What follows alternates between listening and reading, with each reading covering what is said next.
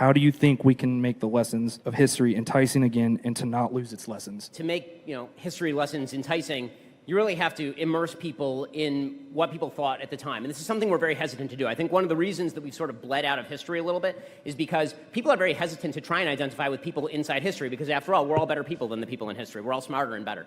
And this is what we've mostly learned from Nicole Hannah-Jones and company. Congratulations to UNC, by the way, on not having Nicole Hannah-Jones as a tenured member of their faculty in general.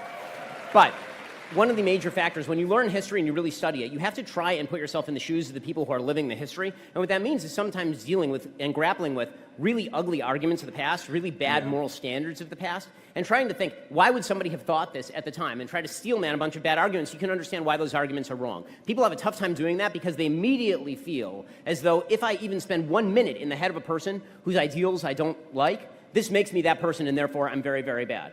And the problem with this, of course, is that to study history and to prevent it, you have to understand human beings are inherently sinful, and 100 years, forget 100, 10 years from now, people are going to look back at a bunch of the thoughts that we have, and they're going to be judging us for how terrible we are at the time. And so if you wish to foreclose the worst in human nature, if you wish to stop yourself from being the worst version of you, you have to spend some time thinking about some of the worst thoughts humans have ever had and say, why did people agree with this? Why were people willing to go along with this? That's the best way to learn and not fall into the same traps.